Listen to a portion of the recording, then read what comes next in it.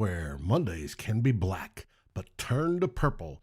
Join Climbing the Pocket and Daily Norseman Productions as they present CTP Mondays.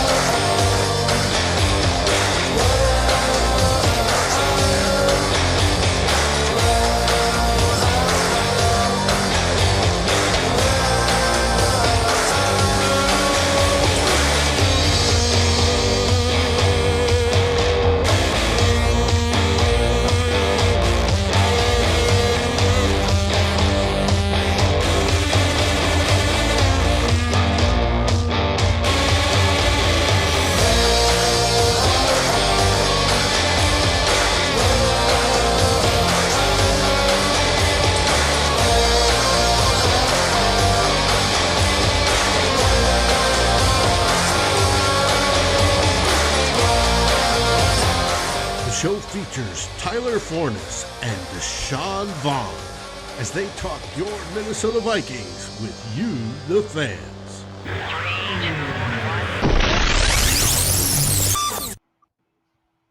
Good evening and welcome to another episode of Climbing the Pocket Mondays, the first.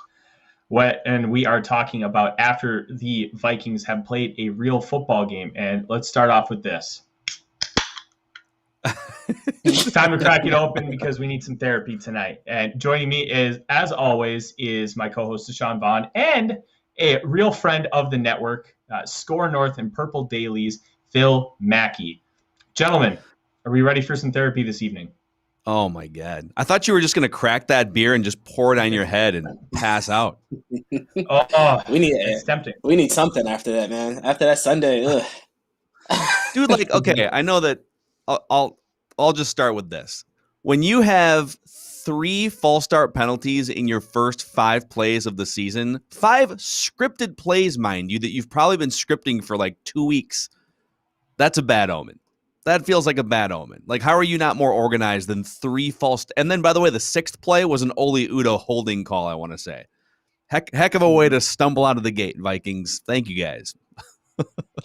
Absolutely. And I was sitting there with my wife, and she was getting very upset. And I was just like thinking to myself, well, I feel like this has something to do with the fact that they really didn't play in front of fans at all last year. And I was trying to cut them a little bit of a break. But then it just got to be like, okay, there's something else wrong here, because after the first one, okay, I can understand that. Second one, you might be able to explain it and justify it. Third one's like, all right, is there any discipline on this team? Like, do we need to send them to major pain?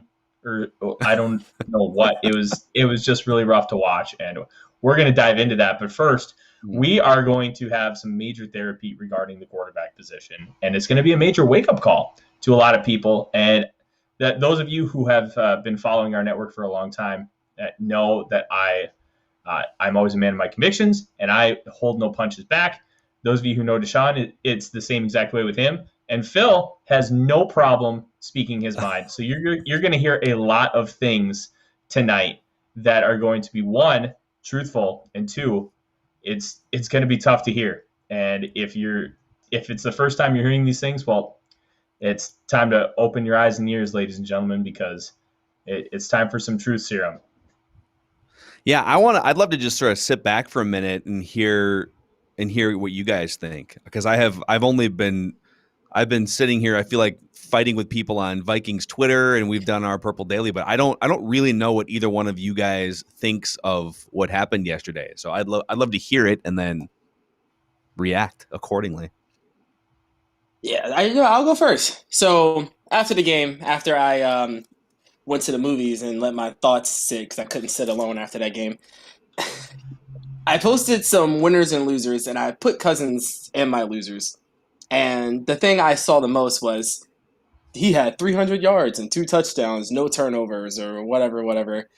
And I'm just sitting here and I'm just like, Cousins didn't really do anything to help us win that game. I mean, when you really go back and look at it, people made a ton of mistakes. There were mistakes all over the place. JJ dropped a pass that he probably should have caught. The offensive line was gross. Dalvin fumbled that ball, even though I don't think it was a fumble, but we're not going to get into that. But when you look at Cousins, was there ever a point in the game where Cousins did something to compensate for anybody else? I mean, he needed KJ Osborne to break a tackle and go 24 yards, to score like our first touchdown or something like that. And then he took an ugly sack, a disgusting sack, and we just happened to get bailed out by a holding call in the end zone. Cousins was fine, I guess. But when you're playing the Bengals, we're playing the Bengals. You expect Cousins to be more than fine. And he wasn't. And that's just not acceptable. He's your veteran quarterback. He shouldn't have week 1 issues. That's not something that should happen. The offensive line, there's a lot of young guys on the offensive line. I mean, like, besides Hill, I think everybody's like 26 and younger. So those guys are young. They're going to make mistakes. I get it. They put Cousins in a tough position. I mean, those 3rd and longs, no one's really going to overcome those. But when Cousins had his chances, he needs to capitalize on almost all of them, and he didn't. And that's just it. That's what happened. No, 100%. And I just want to address a couple things in the comments really quick. Guys, we greatly appreciate you, and I'm just going to say this. I'm going to go on a long rant. It's going to be fun. It's going to be a ride. Mary, you're 100% right. This team is undisciplined. It didn't feel like they were ready to play. I think you could talk about preseason, but I don't even think preseason matters a whole lot. Sean McVay dispelled that narrative a few years ago when they started off 8-0, I believe, in his first season as head coach. Preseason, you can get some reps, but honestly, you're a professional. This is what you do. You should really feel pretty comfortable after going through practice. Now, let's start with this. I saw a few people talking about, oh, Dak put up great numbers and he got praised. Well, why is Kirk getting blamed? It's not about blame. It's about, are you doing your job? And right now the answer with Kirk is absolutely not. Dak did his job. His job is to carry the Dallas Cowboys and get them in chances to win football games. And he did exactly that. He was able to manipulate the offense. He was able to be explosive. He was able to create off-platform, off-structure, that when the play collapsed in front of him, he was able to make things happen. Did Kirk do any of those things? No. And just to interject, Tampa Bay's defense was all over Dak all night, and he still performed very well. The only center that played worse pass blocking than Garrett Bradbury this past weekend was Tyler Beattis, the second-year guy out of Wisconsin, who allowed 7 pressures to Vita Vea and Ndamukong Suh. Now, when you're playing that kind of defensive line, okay, we'll just kind of let that sink in. It is what it is. He's a young player. He had hip surgery after his junior year, and he never really got back to that potential first-round status that he had at that point. Now, Kirk Cousins, you're paying him like a top 3 quarterback. You're expecting him to overcome. You're expecting him to do all these things. Hey, well, we're in a bad spot. We need you to be better. We need you to rise up and lead this team. He didn't do that. He doesn't do that. You can count on one hand the times that Kirk has done that in his career. Green Bay week 2, the tie. After the team just played really poorly, he led them in the fourth quarter and then led them in overtime for a potential game-winning kick, and it got missed. You can give him credit for that. You can give him credit for Denver, that second half coming down from 20-0 to win that football game. He absolutely deserves credit for that. And there are a couple others out there as well. But time in and time out, when you need Kirk to be great, when you need Kirk to, hey, we have no running game, we need you to step up. Hey, we need you to overcome poor blocking. We need you to overcome our receivers being covered. We need you to overcome injuries. He can't do that. He hasn't done that. And there are too many people who are trying to make excuses and apologize for Kirk Cousins, when in reality, we need to have bigger expectations. You want to know why we aren't the Green Bay Packers every single year contending for Super Bowls? You want to know why we aren't the New England Patriots, the Baltimore Ravens, who are the best run organization in football? We don't have those expectations for ourselves. This is a wake-up call. This isn't something that is not a week 1 overreaction. This team is not good. And we need to stop apologizing for it. We need to understand that there needs to be structural changes. There needs to be a foundation shakeup. And it starts with a quarterback. Kirk needs to figure it out. He needs to be able to overcome. We're going to go to Arizona next week. And Raymond, I'll tell you this, you should not cancel your flight. Because at the end of the day, even if the Vikings don't play well, you get to watch a top young quarterback who is dynamic, who had multiple plays against the Tennessee Titans where he made absurd throws, where he escaped pressure. When the defense was bearing down on him, he ran away and made plays. That's the kind of thing you want from your quarterback. You want a guy who's going to come and make plays. All right? And I see it, Matthias in the comments. Shut up with Dak. Kirk sucks. That makes your reasons better than saying shut up about Dak. Look, Dak's great, and he makes incredible things happen, and Kirk doesn't. We need to understand that. We need to not throw 50 times in a game and only run 9 play-action passes. This felt like a John DeFilippo game, and you can say that, hey, that's Clint Kubiak. You can say it's the fact that we had to run 11 personnel. Sean McVay runs 11 personnel and runs like 55-60% of the time. That's an excuse. If you want to run the football, you can run the football. You have Dalvin Cook. You have a great run-blocking offensive line. You have receivers who are willing to block. We need to stop making excuses for this team, and we need to be cutthroat. We need to be aggressive, and we need to be like, we're not okay with this. We want change. We want our team to be great. We want our quarterback to rise up and be great like we're paying him to be. And quite frankly, it's just not there. And I'm tired of Raymond, exactly, since 1970. It's been a bunch of crap since 1970 with some good years scattered throughout. We need to hold this team accountable like they're not willing to hold themselves accountable. And it's just sad to see how much positivity there is with this team. And we need to stop looking at the Kool-Aid. We need to look past it and see what other organizations are doing to be successful and why we are not. That's my rant. Kirk stinks. He either needs to take a $15 million pay cut or he needs to go. All right. In rant, Kirk sucks. I love it. So yeah, that was love it, you guys. I think it kind of feels like, and this isn't just a Vikings fan thing. This is a Twins fan thing. Oftentimes, this is I don't know. The Timberwolves have just been. I love the Timberwolves, but they, it's hard to even like talk about them until they do something. Like make the play-in, like just be the 10 seed, I guess. But we've gotten so comfortable with good enough, and it has felt like even with the Wilf ownership group, but from ownership down to fans, front office, in between, obviously, it has felt like everyone who's a stakeholder in Vikings football is more concerned with just making sure that you're not a train wreck. Just don't be a train wreck. Like Kirk Cousins is train wreck proof. He's good enough to where you're not going to go 3-14, right? Like you're not like he's too good for you to be a train wreck, but he's not good enough off script, mobility, late in games, trailing. Like when the other team knows you're going to throw, he's not good enough to rise up in most of those moments. And that's why the Vikings don't win a lot of those games. but you're not going to be a disaster. But it's like we're so obsessed with just avoiding being a disaster that we've lost sight of the fact that it's been 60 years and this franchise has done anything and everything there is to do except win a Super Bowl. Super Bowl should be the goal. And so when we talk about, well, the offense was pretty good last year. They were 4th in yards and 11th in points. And I say 11th in points ain't winning you a Super Bowl. And quite frankly, 4th in yards, unless you have a top 5 defense, probably isn't winning you a Super Bowl. Look at the team. Look at the best teams in the NFL offensively. They're scoring 30+ points a game. It's the Chiefs, it's the Bucks, it's the Packers, it's the Bills, it's the teams that were playing on championship weekend last year. And they are scoring 5 to 7 points more per game than the Vikings were. Why is that? There's a million reasons, but the quarterback's not good enough. The play calling's not aggressive enough.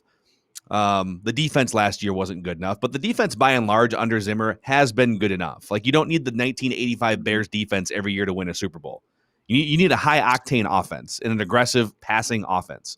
That's what usually wins Super Bowls. Real quick on the Kirk thing, I think most people know where I stand with Kirk. I don't think he's garbage. I don't think he stinks. Tyler said he stinks. Tyler's way too negative on Kirk, okay? I don't think he stinks.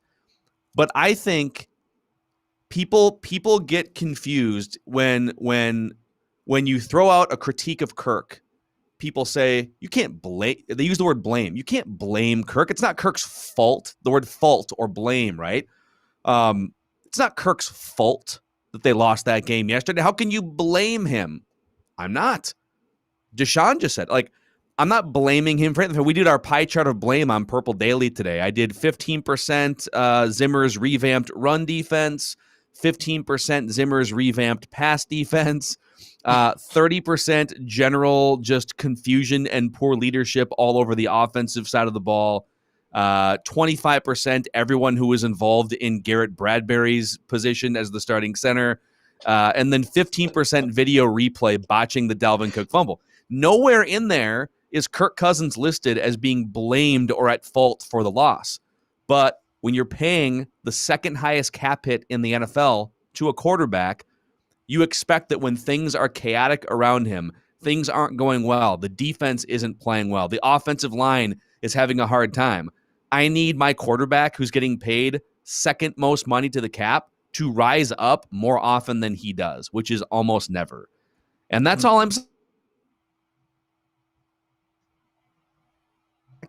Or if he was a little bit more self-aware and took a massive pay cut or a contract extension that smoothed out that cap hit and said, listen, I know I got my money. There's going to be generations of Kirk Cousins kids and grandkids that are going to be fine. They're going to be able to feed their kids for generations.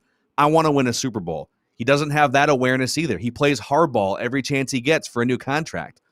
And so those things, I'm not saying he's garbage. I'm just saying it's going to be almost impossible to win a Super Bowl with Kirk Cousins as your starting quarterback. Does it mean he was at fault yesterday? Up in moments of crisis. Exactly. And sorry, I think I cut out there. I might have blacked out there for a second. I'm not sure what happened. That's okay. That's okay. We're just going to blame Declan and just kind of move on. So let's delve into some of these narratives with Kirk. As far as the business side, I don't blame Kirk one bit for trying to get every dollar he can. Every player should try to get every dollar he can. Not everybody has the luxury of Tom Brady, who's married to a woman who makes 4 times as much as he does. He has the financial flexibility to be able to do that.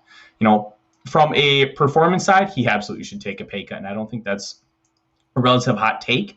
So it's kind of a balancing act there. Now, my biggest issue with Kirk is he's a very good deep ball thrower who refuses to take chances. He doesn't lead receivers. He doesn't try and throw guys open. When he's on, he's really good. He's probably going to be Offensive Player of the Month in October, like he is almost every year. He's going to have that stretch. Best time of the year. Yeah, he's going to have that stretch of games where he's going to have that stretch of games where he's fantastic, and then it's going to be just that myth dispelling time where it's oh, you see how good Kirk is? You see how he can lead this team? Well, at the end of the day, when you throw 49 times and you have, I think it was 4 completions past 15 yards depth of target, with how many times that team was on 3rd and 10, 3rd and 15, 3rd and 20. Like, to only throw the ball that far, that few times, is quite frankly unacceptable. Kirk's the top 5 deep ball thrower in football who refuses to throw the deep ball. Like, you're really good at it. Do it. We're not asking for you to be Patrick Mahomes because it's an unattainable level. We're not asking you to be Tom Brady. We're asking you to be better within the confines of who you are. You can do these things. You refuse to do it. His average after target was what? It was like 5.5 or 5.8. Like, that's putrid. Yeah. Like, I haven't looked at the numbers, but I bet Teddy Bridgewater's was higher. I bet when he came in for Ryan Fitzpatrick, Taylor Heineke's was higher. Tua's was probably higher. Mac Jones. Like, we're not talking about guys with absolute rocket arms who are known for pushing the ball down the field. But Kirk is really good at it. And he has 2 top 15 receivers in Adam Thielen and Justin Jefferson to be able to do that. And he didn't even try yesterday. That the issues aren't necessarily that it's his fault. It's that he refuses to do the things to take it to the next level. And because of his refusal to take it to the next level is why we're sitting here today, incredibly frustrated that we lost to a Bengals team that we honestly should have beat by double digits. And this is a constant conversation. Like that Seahawks game where we lost by 1 point last year. If Kirk rises up and plays and does a few more things differently, we probably win by double digits because of how good he can be.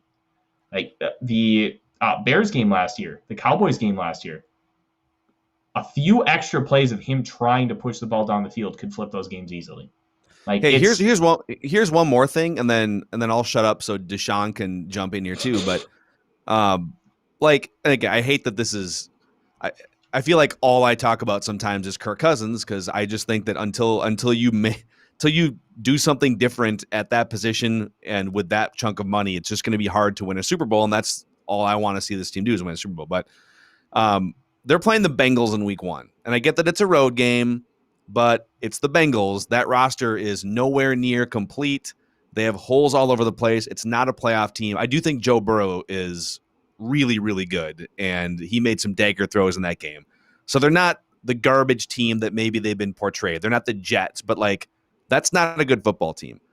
How many of the top 6, 7, 8 quarterbacks in the NFL and their teams lose that game? Like, does Russell Wilson roll into Cincinnati and trail by 2 touchdowns in the second half and lose that game?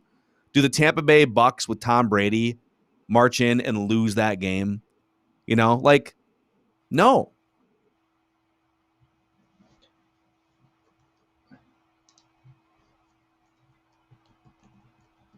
Sorry, dudes. Sorry. Declan, what are you doing, man?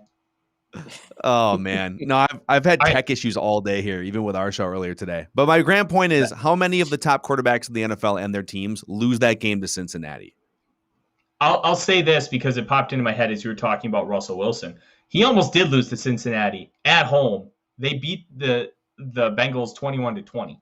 So, like, it's your point is well withstanding, but I figured I would at least mention it. Like, the Bengals aren't a bad team, but with how aggressive Zach Taylor is, they're not horrendous either. They're that team where you need to put them away early or you're going to have to deal with them later on in the game. And Joe Burrow has proven to be a really good quarterback. He had the best college football season of any player his senior year at LSU.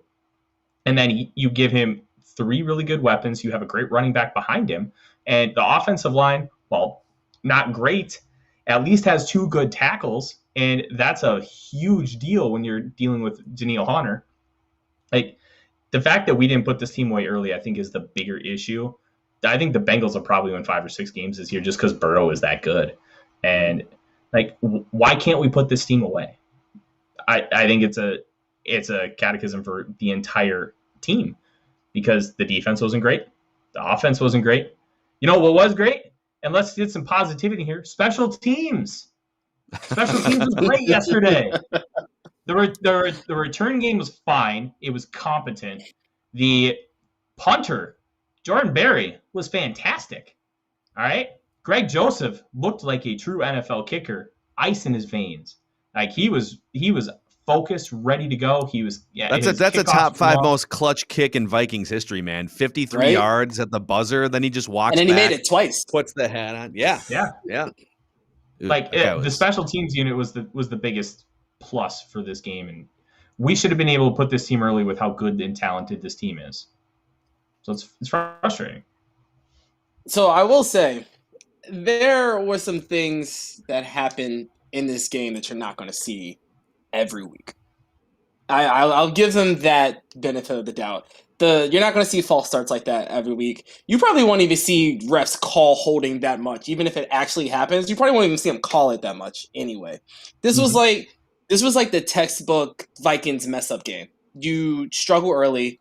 You struggle a lot early. You allow the team to get ahead, and then you just kind of plummet from there. And they were able to come back because, like you guys said, the Bengals really aren't a good team. So they were able to get it to overtime, but then they just kind of made that last mistake and wasn't able to make up for it. So going into next week, I think we're going to see a completely different performance. Kyler Murray looked insane against the Titans, but we got to remember, Titans don't really have a defense beyond their defensive line. So some of the stuff he was doing was like backyards, like kid stuff, and he was like executing it against grown adults. But I think we'll see a much more competent kind of 3-phase from the Vikings next week. Whether we win or not, that remains to be seen because we have to guard DeAndre Hopkins and Kyler Murray at the same time. But I think if we see a blowout loss next week to the Cardinals is when things will start to get a little dicey. I think Zimmer gets on that hot seat because now we have to go and play Russell Wilson, which frankly, we just don't beat him. I mean, no matter what, we just don't beat Russell Wilson. Mm-hmm. And then we have to play a very good Cleveland team coached by our former offensive coordinator. Yeah. This is a slippery slope for Mike Zimmer, and I think he has a lot to prove next week against a young quarterback who's very good, has a very good offense, and a very good signal caller, too. I think they'll be watching this game very closely, saying, like, is this something we should be doing instead of Mike Zimmer? I legit think this Cardinals game is the easiest of the next 3, and it's not. And you're not going to be favored, I don't think, in any of these next 3 games. But if they don't beat the Cardinals, like you almost then have to win either Seattle or Cleveland to even keep your season alive. Like the season is on the line in the next 3 weeks because you lost that game yesterday. That's how sort of dire the next 3 games are in the caliber of opponents. I agree completely. And Deshawn, I think you laid everything out really nicely, especially regarding how things looked and how we're not going to see a lot of those little nuances. And, it felt like, one, we got to remember it's week 1 for the refs too. And all the false starts and stuff, that's not going to happen every week. But I also think it's an overarching point for why we are so critical of Kirk Cousins. And he was unable to overcome those things, whereas another quarterback would. And I think when you're paying him that much, you're paying him to overcome those things. And I think that's our big frustration is he can't do it. He's done it once, twice, maybe 3 or 4, but he needs to be able to do that regularly. Like there's a reason why Patrick Mahomes' WAR is 2 games higher than Kirk Cousins. Like you win above replacement levels that much higher. That's alarming considering what your commitment is to this player. And I think, we could go on and on about how much we hate how this season has started, how much Kirk Cousins has frustrated us, but we've already spent a half hour on it. We should move forward, and we should talk about a couple other things here with the game before we kind of move on to the Cardinals and our players of the week. The state of the offensive line, and I think we saw a lot of really good things from the offensive line. Oli Udoh, for the most part, held his own. He had a couple penalties, but he wasn't incompetent. He was much better than Dakota Dozier, and that's all you're asking. Competent level play from your guards, and for the most part, we had that.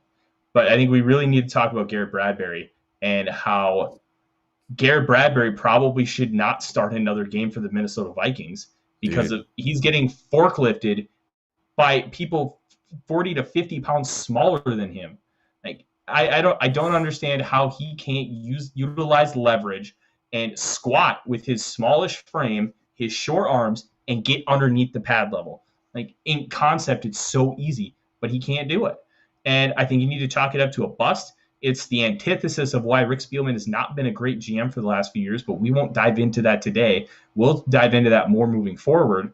And it's frustrating because we talked about it. And Phil, I know you've talked about it too. If you have competent guard play next to Bradbury, maybe that fixes him because he won't have to worry about guys next to him. He can just focus on his own responsibilities. Well, with the 1 week sample size of having better guard play next to him, it didn't go very well. And Rashad Hill was fine for a backup, but he can't be starting multiple games. You need Darrisaw back ASAP, but he was okay. And O'Neal graded almost an 80 in PFF. Like, it's a big deal. Yeah, it's God, I wish I could say you're overreacting on the Garrett Bradbury take, but it's the same thing week after week. He was the worst graded pass blocking center in the NFL last year and the year before, according to Pro Football Focus. So it's not like, oh, well, he got a little better and let's just kind of see. No, he's been a disaster as a pass blocker the last 2 years. And once again, he was one of the lowest graded pass blocking offensive linemen. And, I'll steal a phrase from PFF Eric Eager, who says all the time, offensive line is a weak link system. It's not as much about paying top dollar to all 5 guys and getting 5 elite dudes like you would, if you could get an elite quarterback, it'll change your entire franchise for 10 years. It's literally about avoiding the Dakota Dozier, Garrett Bradbury disasters. If you can just have 5 average offensive linemen, especially with a non-mobile quarterback, you're going to do really well protecting. And they just can't. I mean, in that game, the penalties were, the offensive linemen were penalized 9 times, which is ridiculous. And I agree with Deshawn that there might have been some point of emphasis things being hammered into the officials' brains going into week 1. All right, we're going to call some taunting. We're going to call more holding. We're going to rein this thing in. And then they'll loosen up come like October. But when Bradbury is allowing 4 pressures and Rashad Hill is allowing pressures and having 3 penalties called on him, left tackle, center, like those are just non-starters if you're going to be disastrous at those positions. Like, you're not, as much as I rip on Kirk, you're not even giving Kirk the best chance to be the best version of himself when that's happening on a regular basis. All right, I will say here, because I think everybody knows, I like Garrett Bradbury. I think, most Deshawn of his pressures just on that island by himself right now. Bradbury Island, population 3, Deshawn and Garrett's parents. A lot of his pressures did come after that 2.4, 2.5 second time. I will say that. It was a lot on those 3rd and longs when guys knew we were throwing the football. And that's just, we know what Garrett Bradbury is now. We know he's not the drop back guy that's just going to protect your passer on 3rd and 15, 3rd and 20. And that's just something we're kind of living with at this point in time. Kirk did him absolutely no favors that entire game. The penalties also did him no favors. But he needs a short release this season. If he continues to be like that, him and Mason Cole are kind of like the same player, but Cole's kind of like slightly better. So if Bradbury does continue to be bad, I do think he needs to be benched. I feel like he just needs like that kick that, hey, like, we can't keep doing this every week. Like, I'm going to sit you this week and let Cole play because we can't afford to have that happen. So I think he gets another go against the Cardinals. I think he'll play better. And also, throw some play actions in there. That 50-something throws, but it was like 7 or 8 play actions is just insane.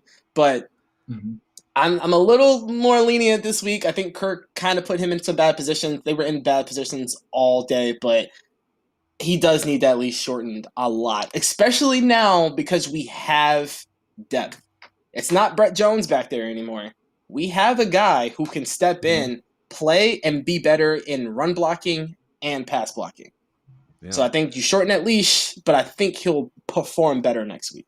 Was the lack of play action play calls just because they were in so many 2nd and 3rd and longs where it just you can't even show play action? It's pointless. You're just wasting time because they know you're not going to run the ball. I'll They dispel weren't. that because there have been studies where it doesn't matter necessarily what the situation is on like first and second down. If you have run action, you will see some positive out of that. You'll be able to free some guys. Even if it's like the Vikings have run on second and long consistently the last couple of seasons. Why should a play action on 2nd and 15 like not be bought into because of our history and what these guys study on film? You know, do some run action. It's okay to have run action, and even if it's a blatant passing down. So here's another interesting stat here. So the Vikings, according to PFF, they ran 8 play actions. Tyler, you had him 9 somewhere, so 8 or 9, whatever it is. Yep. They were 6 of 8. So all right, 6 of 8 on play action. Okay, cool. How many yards? 42. 5.3 yards per attempt on play action in that game. So mostly checkdowns on play action in that game yesterday. And again, I'm not the one that's going to like were the Bengals playing 2 safeties over the top and just saying, listen, like we don't think if we put 2 safeties over the top, Kirk's not going to throw it. So we'll just live with underneath. I mean, that's what it seems to me, I guess. 42 yards on 8 attempts play action is not good, to say the least. It's absolutely not good. And we kind of saw how play action has been utilized by the Vikings in the past. In the Rams game, right away, it was the 2nd or 3rd play, Matthew Stafford, boot action, throws all the way across the field on that deep crosser, touchdown to Van Jefferson, like 70 yards. We've seen that time and time again. You want the Matthew Stafford play action numbers here? This is ridiculous. It's probably insane. Yeah, I don't think we need that. I'm gonna shove it down your throats. No, all right. Matthew Stafford was 8 for 8 on play action, 19 yards per attempt, 8 for 8 for 155 yards and 2 touchdowns. Yeah, don't show that to Nick. No. Yeah. Well, we can't exactly say that this is that's something you should expect every week, but there's no reason why Kirk couldn't have come close to at least any of those numbers. The 8 attempts, like as far as like with a good average depth of target, the 8 completions, the yardage, like he's done it before. He should be able to do it again. And the lack of it, I think, is the most frustrating thing. And to kind of tie this in with the offensive line, Deshawn, I understand kind of your point of view with Garrett Bradbury, and it has merit. But at the same time, I think the counter argument is Garrett Bradbury has not improved at all in pass protection in 2 years. And this is year 3. And in the little sample size we have, there's been no improvement from day 1 until now. He has multiple games of a 0 pass blocking grade. Hey, we're not gonna do this. There has been improvement. Look. I got the numbers. There's some improvement there. It ain't much, but it's something. Okay, well, if there's a tiny bit of improvement, but he was. This isn't an attack on you, okay? Like the big thing is that you're expecting him. You expected him day 1 to be a starter in the National Football League, the most pro-ready offensive lineman in the 2019 draft class. And he was bad initially, and you're like, okay, center is the hardest position of these to figure out because you have to call protections. You are in the middle of the offensive line. There's a learning curve. Okay, that's 100% fair. There's a learning curve. We should start to see some improvement game after game, year after year. That's fair. He is a guy who struggled with pass blocking and anchor in college. Well, year 2, we didn't see that improvement. We were hoping that he would have been able to spend the offseason, especially the fact it was a COVID offseason, and he wasn't able to do like mini camps and stuff, that he would be hitting the weight room, doing a bunch of squats, doing a bunch of hang cleans to try and really get that strength down. It didn't come to fruition last year. Now we're seeing the same things as 2020. He's getting forklifted by, it feels like, everybody. He doesn't have a good anchor. He's still not strong enough to be able to deal with these interior defensive linemen. Like, he's your guy, and you should fight for your guy. But he's the center of my football team, and I don't think he's capable of starting. I think we need a segment. Maybe you guys can do this every week, all right? So this is my gift to you. This is a new segment for you. We just need a block of time where Deshawn defends players that fans hate. Like that Deshaun's going to say 3 nice things. All right, coming up next, Deshaun's going to say 3 nice things about Laquan Treadwell, Cordero Patterson. All right, look, I as a wrestling fan, I'm all about gimmicks, and that's a fun one. And considering Deshaun's knowledge and study of the game, I think that'd be really fun. We'll talk about it after the show. Yeah, don't give me Laquan Treadwell though. That's not happening. Who was the who? I think we did random Viking of the week a couple weeks ago on Purple Daily, and now I can't remember who it was. Who was the 4th round pick? That I think it was when Matt Khalil got hurt like 5 years ago. TJ This Clemmings. dude had to go. TJ Clemmings, yeah. Another one right there. TJ Clemmings. He got thrown into the fire way before he was ready. It was absolutely terrible. Deshaun, say 3 nice things about TJ Clemmings. Yeah, I ain't got nothing. He had nice hair. I know he had a great set of hair. That he did. And with that, we'll move on and we'll stop making Deshaun feel bad about his love for Garrett Bradbury. And we'll talk about this defensive performance. And I think one of the tough things about this defensive performance is how do we judge it? Do we judge it on the merit of the fact that it's Mike Zimmer and you need to have this defense in tip-top shape? The cornerbacks that were all brand new. You can kind of count McKellen Alexander as not brand new, but he only spent a year away from the team and he was with Zimmer for 4. You have a whole new interior defensive line. DJ Wanham is starting, and he didn't have a great game, but Nick Vigil came in and he was not a liability, and he flashed, and he had a couple really nice plays. Do we give this defense a little bit of a break considering there's so many new pieces, or do we blame the defense and Zimmer for not performing considering where they are, who's calling the defense, and how much talent you have on it? Like, how do we quantify this? Yeah, So Deshaun, go ahead. when I went back and looked at it, there were a few mental mistakes. So they took advantage of some players for sure. And there were also a few mental mistakes that kind of bust this game wide open.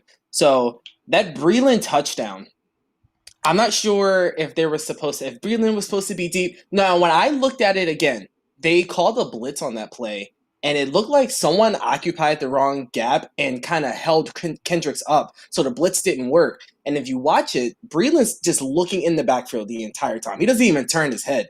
So, in my opinion, it looked like Breeland was waiting to make a play on like a quick Burrow pass.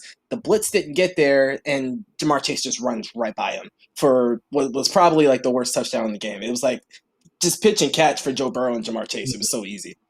And then DJ Wanham was getting picked on all game in the run game. The guy, I think his name was Mike. I can't remember. Our last guest, the Bengals expert, Mike said Sands. he said the Bengals switched run game coordinators back to the guy they had when Joe Mixon was doing pretty well, and that showed. They picked on DJ Wanham. They were just doing well in the run game. So next week, what we'll see them. I think Cam Dancer will be back. I think he's in the doghouse. I don't think that'll last very long. Chris Boyd came in. I think he only played like 4 coverage snaps. He was not good. He should have gave up a touchdown. I think he actually did end up giving up a touchdown, but like his first coverage snap, guy was running wide open.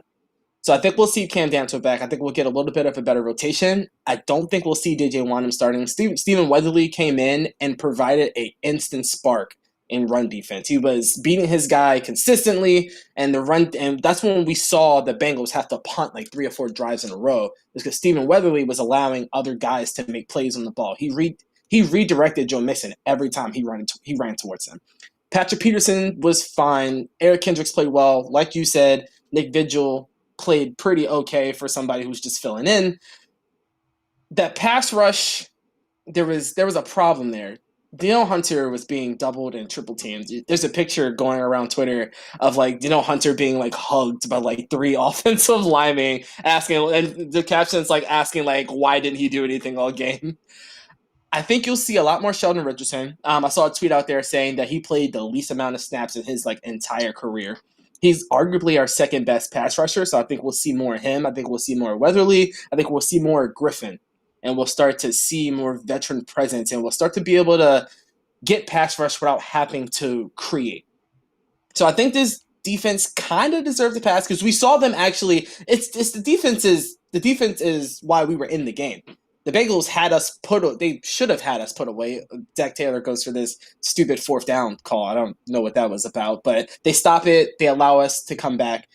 Unfortunately, they weren't able to stop him that last drive for overtime. I mean, I think they stopped him 2 drives in overtime or something. And then Mike Pierce is like turning into the ultimate finesse player. He's like Cam Hayward on the inside now. So I think this defense will be fine.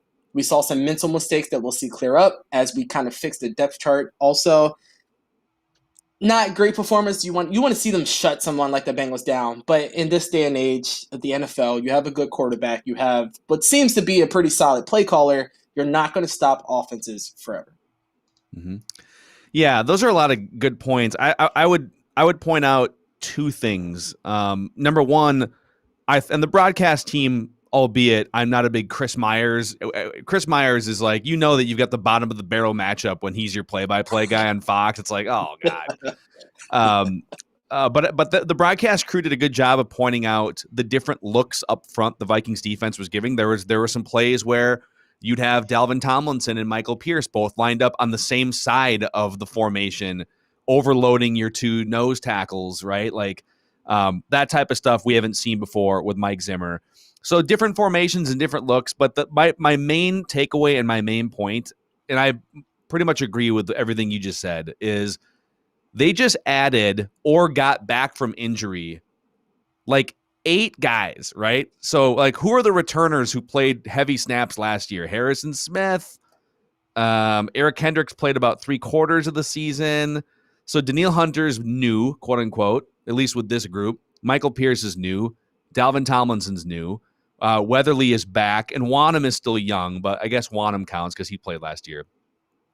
But then you're bringing in, for yesterday's game anyways, Nick Vigil has never played a snap with the Minnesota Vikings before. Xavier Woods has never played a snap with the Vikings before. Bashad Breeland, Patrick Peterson, like even Mackenzie Alexander was gone last year. So it's all these dudes are playing together for the first time. I don't think it was realistic to expect lights out defensive performances in the early games for the Vikings. Like, we have to give this until October, maybe mid-October, for everything to gel.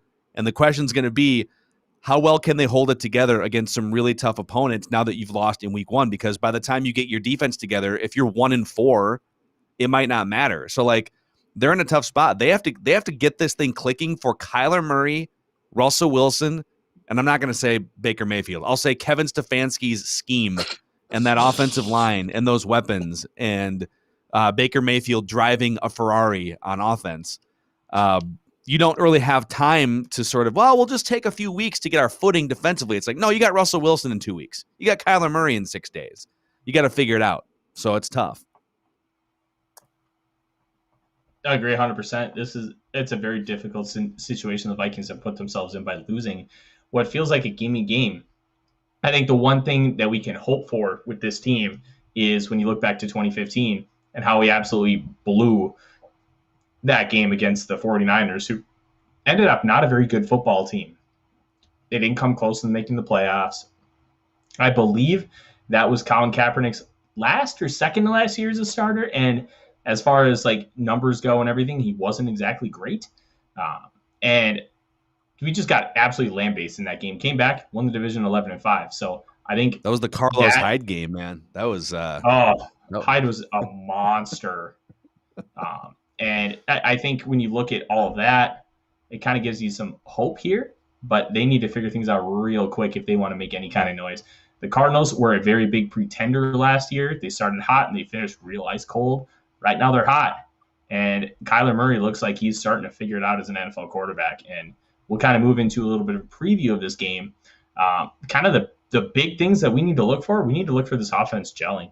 We need to look for Kirk Cousins maximizing his efficiency, not having a 5.5 average depth of target, pushing the ball down the field, making plays, and not allowing the offensive line's poor play to hinder him. Escape the pocket, manipulate it, maneuver within it, avoid pressure. All things that he has shown he can do from time to time, but doesn't do consistently. Do it 2 or 3 times against the Cardinals and make a play, and maybe we'll see a different outcome. I'm going to be looking a lot at that offensive line and Kirk Cousins, how they perform within themselves, because you can't be happy with a 350-yard performance from Cousins, considering it was basically college air raid style, dink and dunk. Like there wasn't a whole lot of effort to really push the ball down the field. Deshawn, what are you looking for most against the Arizona Cardinals here this next weekend? I think I look into that defense to be able to slow down Kyler Murray. I think that is going to be the most important thing. Not letting the Cardinals get hot early is what's going to help us win this game. I think if the Cardinals come in and they score like 14 points, 21 points, back-to-back drives, it's not going to be too good for us.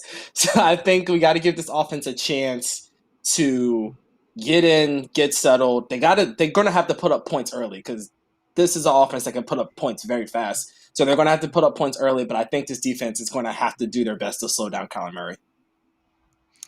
I'm looking for the Vikings to be the first team in NFL history to start 8 offensive linemen with 4 of them just hovering over Chandler Jones. Like that's what I'm looking for on Sunday.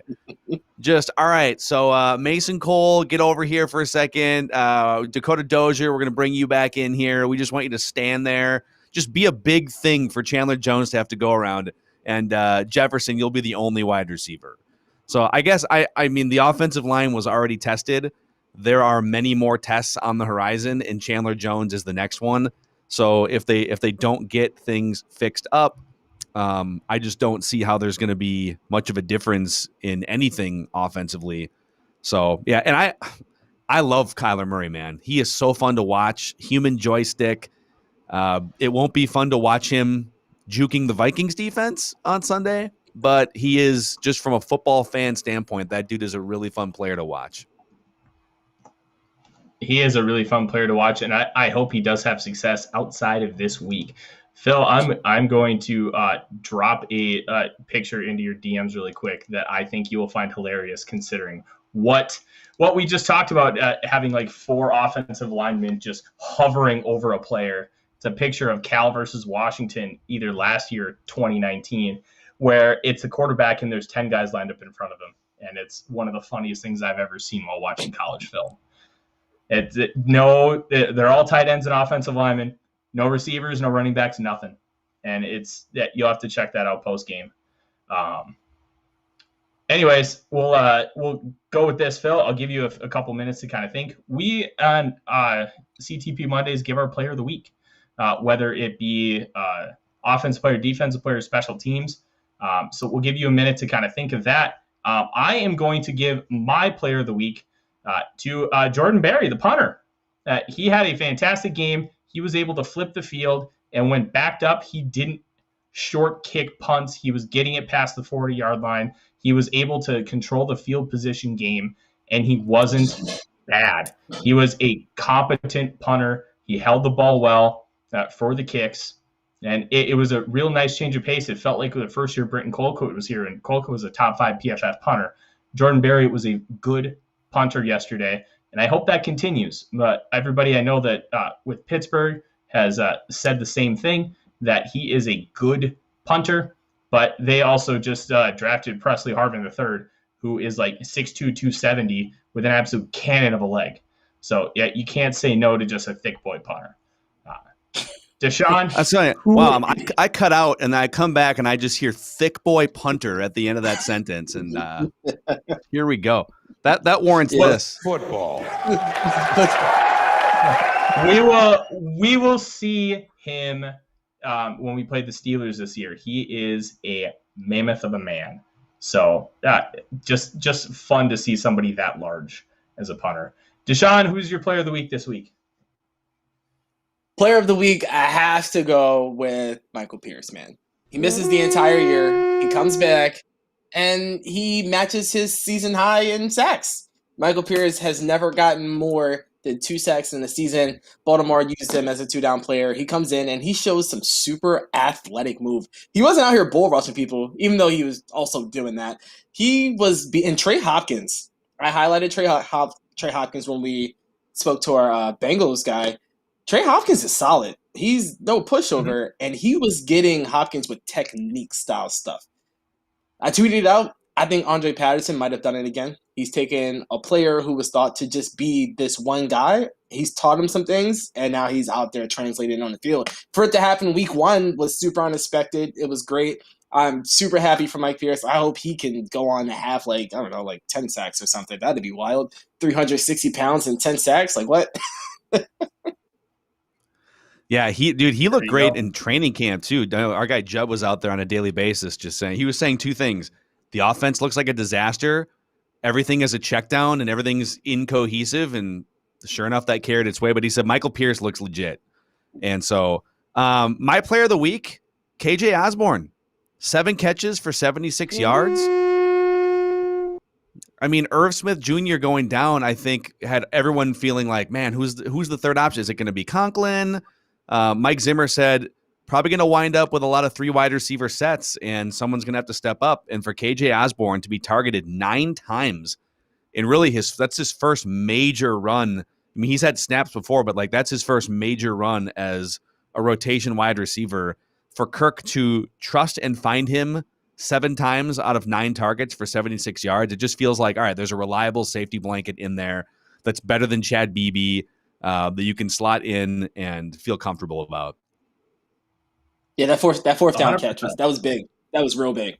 I mean, that 3rd and 24 that he converted was cool and all, but I mean, the guy just missed a tackle and needs a tackle. But that 4th down, that was big. That was like his moment, and he executed it. Can't take nothing away from him on that one. That was just pure skill right there. Something that he just didn't have last season. Honorable mention too, CJ Ham having 2 false start penalties in the first 15 seconds of that football game, bouncing back to catch 2 passes for 9 yards. Let's give it up for CJ Ham, everybody. Couple clutch touches later in that game. Yes, absolutely. And before we say goodbye, I just want to shoot a huge thank you to the people in the comments. You guys have been having a fantastic debate that we've been keeping an eye on all show. Just know that everything we say on this show is the same mantra that Phil and those guys have on Purple Daily. All we care about is the championship. We're not here to appease your feelings. We're here to give you what we believe is the truth with conviction. And we just want a title, and that's it. Phil, we greatly appreciate you coming on. And as we have given you this absolute life-changing platform, we want to give you the opportunity to plug what you guys have going on over there at Score North, because I know there are a lot of really exciting things you have. Yeah, man. So thank you guys. So Purple Daily is literally a daily 7-day-a-week Viking show. We've even added some bonus episodes. Our guy Realistic Randy, who's an OG caller from the old radio Vent Line days, he's jumping on Tuesday nights with us. And I think we're going to have a former Viking edition here soon that I'm just sort of working on this week. So we got some cool announcements happening. And then Mackie and Judd is our other daily show. You can find Mackie and Judd and Purple Daily on scorenorth.com, Apple, Spotify, and both YouTube channels, Score North YouTube and Purple Daily YouTube. And you brought up that 49ers debacle in week 1 from 6 years ago.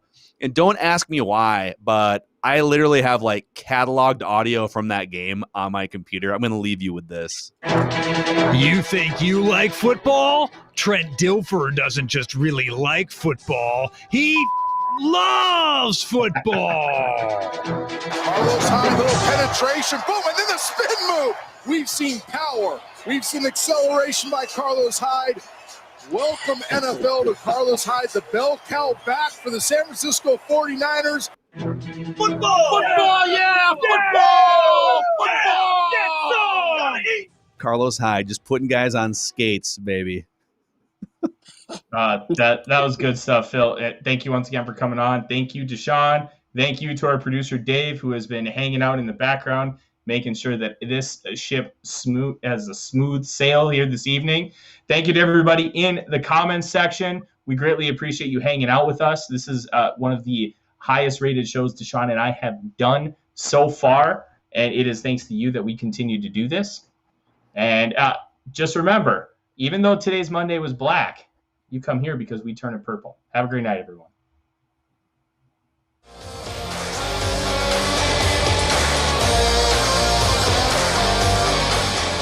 Thanks for watching. Like, subscribe, and ring the bell. And if you're listening on your favorite aggregator, make sure you rate us. And always feel free to join the conversation here at Climbing the Pocket.